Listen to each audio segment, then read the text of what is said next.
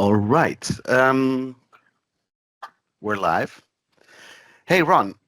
Great that you're taking the time to chat with me a little bit about Acai and yourself and how Acai relates to Umbrella as a partner. So let's dive right in. Looking forward to it.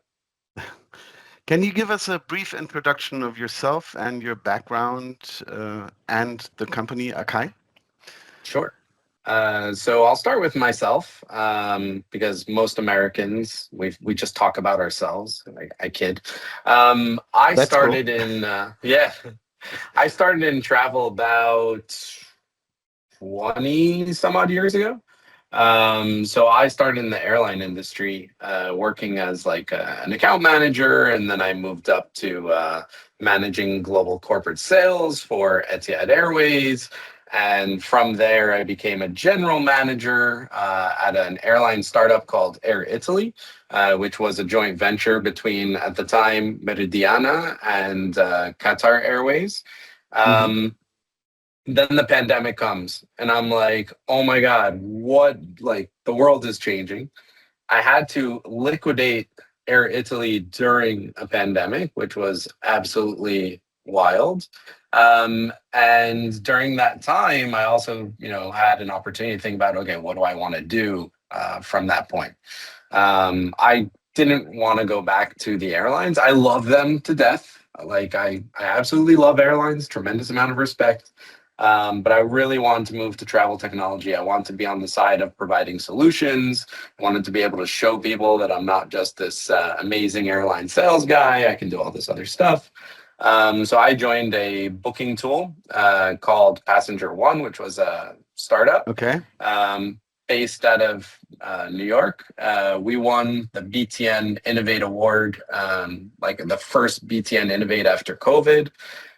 Then we had this big splash at GBTA, and things were going amazing. And we had like a BTN top 100 corporate account just signed on, and then like that. Our Wow. funding ran out, and I Oh. found myself looking at my next opportunity. So a Swedish founded travel tech startup reached out. I ended up joining them. They were on the content aggregation side of the industry, so got to really understand a lot more with regards to how things kind of work more in Europe. Like was dealing with rail and Deutsche Bahn and variety of different like passes that you have and NDC issues, and so I was dealing a lot more on the content side. Did you spend Um, some time in Sweden during that period? Not really. Oh, you missed something. All I could tell you is that Swedish people have the most unique candy, and also the midsummer like festival Yeah. is like you do not mess with that time period. Like that is holy in Sweden, and they party hard, and then they go to cabins and like absolutely phenomenal people. Very underrated. Very few World Cup appearances. Yeah, I can. It's true. I'm half Swedish, so I know. Yeah. And very, very good instructions for putting together furniture. Just if you make the wrong move and you have to undo it, like then that's on you. You might have to buy a Okay. new desk. Yeah, so that company just kind of like ran its course. I go to a party at GBTA, and I'm waiting online at the bar talking to an industry friend, and he goes, and I go, yeah, I'm looking to make a move. I really want to do more in like the AI space and stuff like that. This was a little over 2 years ago, and he's like, "Oh, do you know Ricky Vittoria?" And I was like, "No, never met Ricky. Who is this Ricky?" He was like, "No, no, you guys should really meet. I think you would hit it off. Let me see if he's still at GBTA." So Ricky had already left GBTA. This was in Atlanta that year, and the next thing I know, I've got like a LinkedIn connection request from this Ricky Vittoria. Um, and the guy was telling me, oh, he had an AI company called 30 Seconds to Fly, and he sold it to Amex GBT, and he was doing all the AI at Amex GBT. And I'm like, okay, this sounds very interesting. So Ricky reaches out, and we meet up in Manhattan. And his co-founder and CTO, Pavel Pratyush, was in New York at the time as well. So we get together, we go to a WeWork. It was supposed to be like a 30-minute get to know you. Ends up being like 3 hours of just chatting and experience and life and all that stuff. So I could like see that like the connection was there, like good, connection. Mm-hmm. And what Ricky was very passionate about was that the LLMs now are really in a position to elevate the traveler experience and to finally provide a lot deeper and richer capabilities and action and function in travel operations. So again, like this is somebody who has this experience. He's lived it. He's worked it. He's sold a company in the AI space. Yeah. He understands the TMC world. He's been there, and I'm hooked. I'm like, okay, I'm game. I want to soak up all this knowledge around LLMs and AI, machine learning versus automation, all this stuff. And I'm just like, okay, guys, I'm in. So I joined Acai, shortly thereafter. And it's been a wild and crazy ride. We went from something like, I think there were like two or some odd customers at the Mm-hmm. time. That's grown, over 10x. Revenues have grown over 5x. We've expanded into new verticals. We're now working with airlines and with wholesalers and with OTAs, and so Wow. like it's been really awesome. And we've gotten a few awards along the way, but obviously none of this is really possible without all of the industry partnerships that we've developed. So you really have to understand that we're an AI provider that sits in a very unique space. Yes, that's true. Yeah.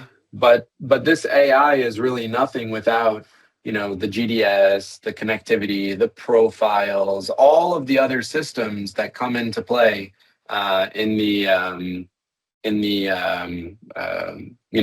travel operations space. So it's been amazing. So Okay. Asai Which sits in a very which unique actually place. takes me to the second question. What service Acai provides and what the key problem is that you solve? Yeah. So when I, was talking to Ricky, and he was like, everybody's focus is along, creating bookings and journey planning and stuff like that. But where you have the really high agent handling time, the complexity, the headache is Yeah. in the post booking scenario, right? Like my trip has been disrupted. I have a schedule change. I need to make a change to my booking. It involves 5 different airlines and stuff like that. Like that's where corporate travel has its biggest headaches. And Asai comes in there and deploys um, in a variety of customer service platforms to either shepherd, like co-pilot, the Mm. human advisor that's working at the TMC, or to autopilot and to work with the traveler as the TMC to support them through the process. You need to make a change, no problem. Let me pull the travel policy, let me check your profile, let me do all that, and let me go ahead and make the change. So really starting from there, and now we've branched and released more and more features, and more are to come, for us to assist our customers in more of the travel operations spaces and issues that they deal with. So in the midst of it is actually a sort of set of connections that the LLMs have to the all the tools that are used in TMCs to pull the information and to be able to interpret it and do take action, right? Yeah, 100%. Because when the Mm. query comes in from the customer, you need to know who is the customer, who is that Yeah. that traveler. right? What organization do they belong to? Mm, What level are they within that organization? What aspect of the travel policy applies to them? What passport do they hold? Will they be able to transit the Schengen region? Will they not be able to? mm, All of these are factors that come into play within travel operations. Now, and a travel advisor who has worked with an account for 40 plus years, they know a lot of this stuff by heart. And so they are very strong and good at what they do. The problem is that those advisors are not being replenished by the industry. We don't have this young crop of people who want to go into this line of work and replace them. So as the pandemic happened and we saw people retire, they left, or they demanded much higher wages because they could, mm. we need to be able to account for that. And AI gives us this unique opportunity to reduce the mundane and repetitive, to upskill on labor who might not be able to understand the GDS, cryptic commands, and all the various nuance. And also, remove from the plate of the advisor things that maybe they don't necessarily need to see, like, pleasantries, or just uh, go fetch a receipt or an invoice for me. That's stuff that AI can do on their behalf. Yeah, wow. And it's most likely more cost efficient, right? That's actually very interesting that you bring that up. So it depends. You really need to have your vendors and to understand their business models Mm, to make sure that if I'm the TMC, I need to have a deep understanding as to what am I paying for, what does it include, what does it not include, how is it kind of set up to bill, for me, because every single one of the travel technology players has a different business model.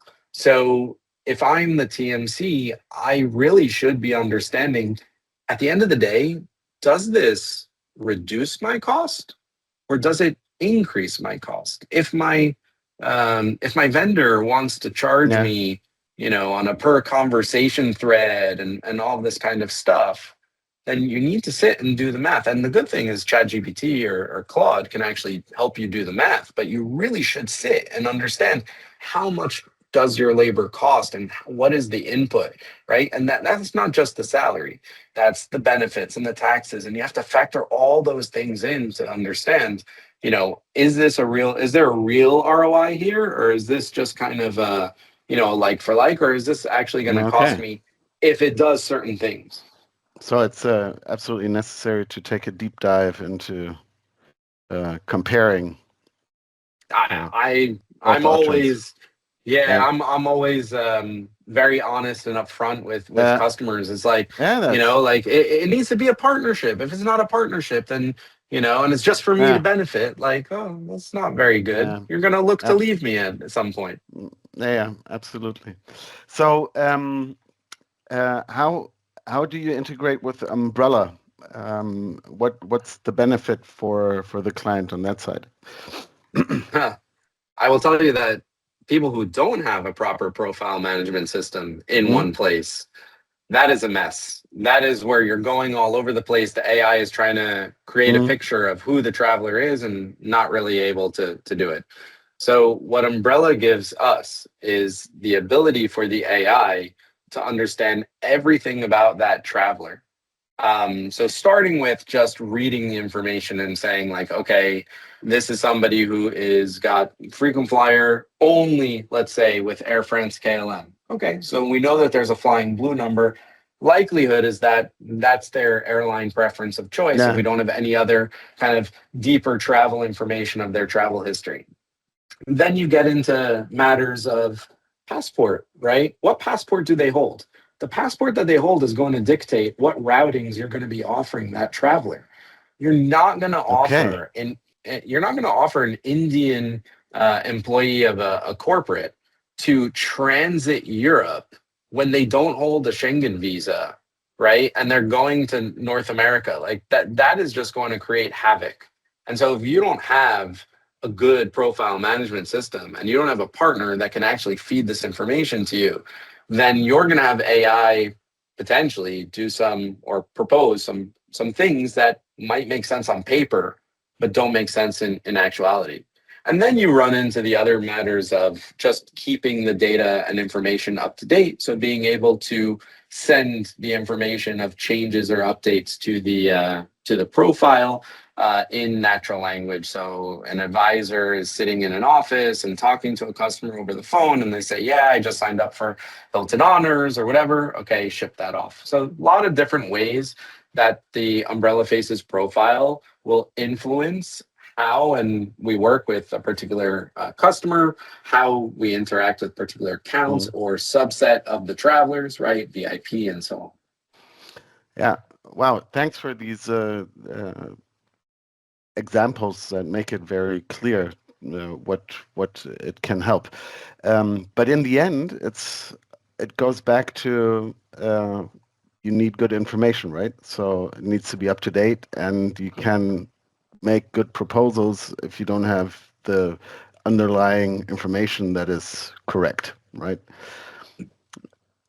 1,000,000%. I It's can't always the I can't case, right? stress this enough. I can't stress it Uh, enough because so many people are kind of buying in right now and they're ready to uh, go full in on AI and stuff like that. But really they need to talk to the vendors and understand, do they actually pull the right information? Do they know where to go for yeah, that information? How are they doing things? I mean, there's so much more to it than just the flashiness of like, wow, and AI can tell me that there's a bar just down the street from my hotel. yeah, uh, yeah, absolutely. So going on, and probably your answer relates to the last question. What are the major challenges you see in the industry, and do we have everything in place to solve them, or to solve the main challenge that you are looking at? I mean, if we think about the industry as a whole, the Mm. main challenge is probably fuel prices at this point. So I think right now, like nothing is actually uh, technological. It's just more the underlying cost of doing business now. But on the other side of things, I'm super optimistic. I don't think I've ever been this optimistic at any point in time in travel. I think the barriers for so much of the industry are like coming down. So I'm really excited about new players coming to the table. Like we don't know what the future holds. If we were to look at the archaic nature that like group travel bookings occur now, right? Like that you would request a group of 30 from an airline. And if you're a travel agent, then you'd create this like shell of a PNR and then they'd confirm the second and stuff like that. Like we don't know what's going to be. Like there could be some player that just kind of comes up and they've solved it with, some cool Gen AI that's going to then, just have an AI agent that talks to the airline's AI agent and like, boom, you have a group, ready to go. So uh, I, it's hard to pinpoint and say like one matter is this mm, issue. I think all the challenges, if you looked at all the challenges across the industry, you will find someone who is trying to tackle one of those challenges. Whether they'll succeed or not is a whole other story. But the yeah. innovation that spurs is phenomenal, and hopefully we see lots more players and less like consolidation of our industry. Wow. Well, that sounds like we have a bright future coming up there. I hope so. I mean, otherwise, what are we doing this all for? Exactly. Okay, Ron, that's it. Thanks a lot for giving a short, look into what you do, and talk to you soon. Thank you so Bye. much, Magnus. It was great.